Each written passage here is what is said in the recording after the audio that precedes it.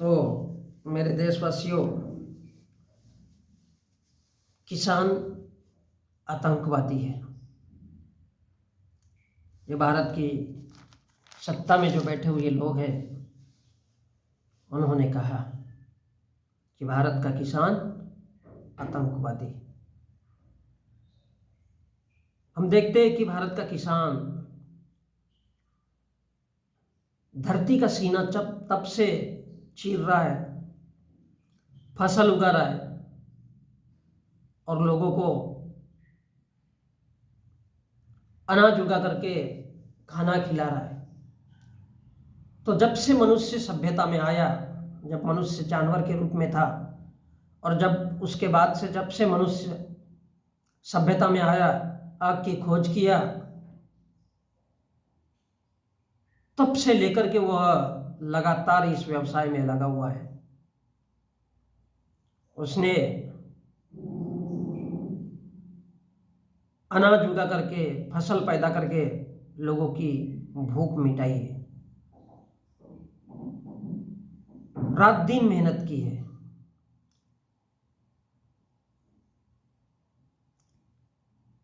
आवश्यकता पड़ी तो 24 घंटे, 36 घंटे, 48 घंटे, इतनी लगातार मेहनत कर करके इस देश के किसान ने इस देश के लोगों की भूख मिटाई है।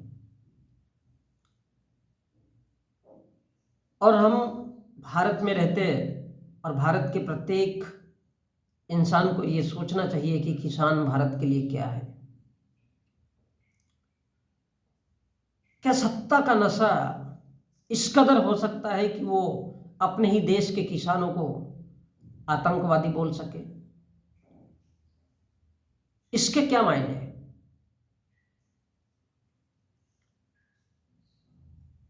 इसका अर्थ ये है कि यदि इस देश का बेरोजगार अपने लिए रोजगार की मांग करे, नौकरी की मांग करे, काम धंधा पूछे, व्यवसाय पूछे अपना पेट पालने के लिए या अपने पेट की भूख मिटाने के लिए, तब तो इस देश की सरकारें इस देश के बेरोजगारों को भी आतंकवादी बोल करके उन्हें शांत कराएगी। इस देश का बेरोजगार, इस देश का गरीब, इस देश का युवा, इस देश की महिलाएं, क्या इसका अर्थ ये नहीं है कि ये आतंकवादी है? जो किसानों को आतंकवादी बोल सकता है, या जिस सभ्यता के लोग जो खुद को अपने आप को बड़ा पवित्र कहते हैं और उन्हें बार बार सफाई देना पड़ता है कि हिंदू हत्यारा नहीं है, हिंदू आतंकी नहीं है, इसका अर्थ ये है कि भारत का किसान आतंकवादी नहीं है। इसका अर्थ ये है कि जो बोलने वाले हैं, जिस सभ्यता को मानते हैं, चाहे वो बीजेपी के लोग हो या आरएसएस के लोग हो, उन्होंने इस देश के लोगों के लिए खुला आह्वान किया है, खुली तरह से बताने की कोशिश की है कि जिसे भारत में आतंकवादी कहते हैं वो इसी सभ्यता के लोग हैं। कौन है? जो खुद को हिंदू कहते हैं। इस देश की भारतीय जनता पार्टी और उसके मानने वाले लोग, आरएसएस के लोग, इस देश के तमाम वो हिंदू संगठन, वो खुद आतंकवादी है। और इसलिए क्योंकि जो जिस विचारधारा का होता है वो हमेशा अपनी विचारधारा दूसरों पर थोपना चाहता है, और इसलिए यही सोच करके उन्होंने भारत के किसानों को आतंकवादी कहा है। ये भारत के लोगों के लिए बहुत बड़ी सोचने की बात है। भारत के लोगों के लिए एक बहुत गहरा चिंतन का विषय है कि अपने ही देश के, जिससे भारत की 80% 80% अर्थव्यवस्था जिस व्यवसाय से जुड़ी है, जिस मेहनत कश लोगों से जुड़ी हुई है, क्या भारत की सत्ता के लोगों ने कभी खाना नहीं खाया है? क्या सिर्फ उन लोगों ने सुअर की तरह जो गंदगी साफ करता है, क्या वो गंदगी अपने मुंह में डाल करके ये कहा है? जी नहीं। जिसने भी कहा है उसने अपने सभ्यता का परिचय दिया कि इस देश का हिंदू वास्तव में होता क्या है। इस देश की वो पार्टी जिसे बीजेपी कहा जाता है, उसकी विचारधारा क्या है वो यहाँ पर प्रस्तुत किया है। इस देश का आरएसएस, इस देश के किसान हो, जवान हो, युवा हो, बेरोजगार हो, इस देश की महिलाएं हो, उनके लिए कैसी विचारधारा रखती है अपने ही देश के लिए, ये इस बात का प्रमाण दिया है। और तभी वो बार बार कहते हैं, बार बार उनको ये इस बात की सफाई देना पड़ता है कि हिंदू आतंकवादी नहीं, अर्थात है, इसलिए उनको ये बार बार सफाई देना पड़ता है। क्यों? क्योंकि जो जिस माहौल में पला बड़ा होता है, कहीं ना कहीं उसके सबूत उसके जुबान पर, उनके विचारधारा में और उनके लहजे में आ ही जाती है। तो इस देश के लोगों को सोचना चाहिए, इस देश के किसानों को, इस देश के युवा बेरोजगारों को, और इस देश के हर उस वोटर को, इस देश के हर एक नागरिक को सोचना चाहिए कि ये कौन से सभ्यता के लोग हैं। तो सोचिए इनकी पार्टी कैसी होगी और ये भारत की जनता के प्रति कैसा कैसा रवैया रखते हैं। ये इस देश के लोगों के चिंतन और मंथन पर डिपेंड करता है, क्योंकि ये भारत का संविधान है, यहाँ जो काम करता है। ऐसे ही सभ्यता के मानने वाले लोग किसी दिन अगर कुत्ते को भारत का प्रधानमंत्री बना देंगे तो वो प्रधानमंत्री बन जाएगा। क्यों? क्योंकि इनके पास खरीदा हुआ एक ऐसा भीड़ तंत्र है जो उनके लिए भीड़ जुटाता है। इनके पास इतनी धन दौलत रुपया पैसा है कि जिन लोगों को, जिन गरीब लोगों को, जिन किसान लोगों को इसकी आवश्यकता है, उनके मूलभूत आवश्यकताओं की पूर्ति के लिए उनकी आवश्यकता है, वो नहीं दे सकते। और जिनके डीएनए में कभी देना नहीं लिखा होता है, वो लोग दूसरे को आतंकवादी बोलते हैं। आतंकवादी का अर्थ क्या होता है? बंदूकें चलाने वाला, गोलियां चलाने वाला।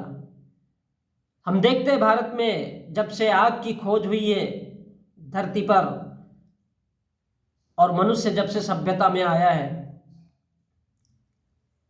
कि किसी किसान ने किसी के ऊपर गोली चलाई हो,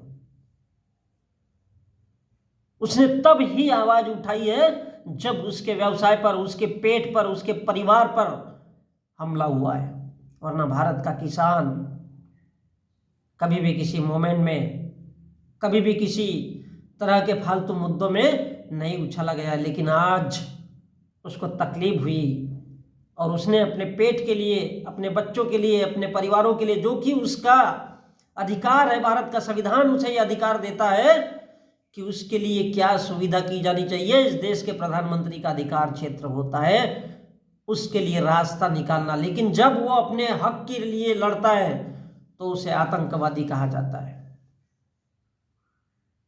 ये कौन सा लोकतंत्र है? ये कौन से लोग हैं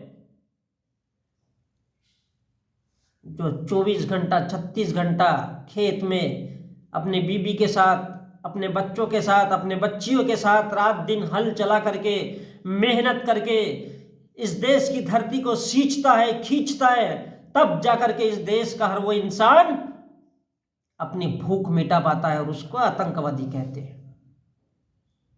मेरे देशवासियों, अब आपको सोचना होगा, आपको समझना होगा। ऐसा नहीं है कि बीजेपी आरएसएस के लोग या किसी हिंदू संगठन के मानने वाले लोग कहीं पाकिस्तान से आए, कहीं चाइना से आए। ये नहीं हो सकता कि ये लोग किसी दूसरे ग्रहों से आए। तो कौन है ये लोग जो इस देश में इतनी रात दिन मेहनत करने वाले, पसीना बहाने वाले, अपने पसीना का खून बना देने वाले उस किसान को आतंकवादी बोल सकते हैं? क्या ऐसे लोगों को आपको चुनकर देना है? क्या ऐसे लोगों के हाथ में इस देश की सत्ता होनी चाहिए? इस देश के हर उस नागरिक जो इस देश का शिक्षक कहलाता है, जो इस देश में प्रोफेसर कहलाता है, जो इस देश में वोटर कहलाता है, जो इस देश में मजदूर है, जो इस देश का किसान है, जो इस देश का डॉक्टर है, जो इस देश का इंजीनियर है, जो इस देश का कोर्ट प्रणाली में बैठा हुआ, इस देश का पुलिस प्रशासन, शासन, न्याय व्यवस्था, जितने भी लोग हैं उन सभी लोगों को मिलकर के इस बात पर विचार करना चाहिए। सच तो ये है कि भारत के किसानों को आतंकवादी कहने वाले भारत के बेरोजगारों के लिए भी यही रवैया रखते हैं। अगर भारत का बेरोजगार इसी प्रकार से अगर अपने हक की अधिकार की बात करता है, उसे भी आतंकवादी कहा जाएगा। क्यों? क्योंकि इनकी खुद की अपनी सोच, चाहे वो बीजेपी हो या आरएसएस के लोग हो या हिंदू खुद को कहने वाले लोग हो, इनकी अपनी सोच ही सच में आतंकी है। और इसलिए ये बार बार इस बात का सबूत देते फिरते हैं कि हम आतंकी नहीं है।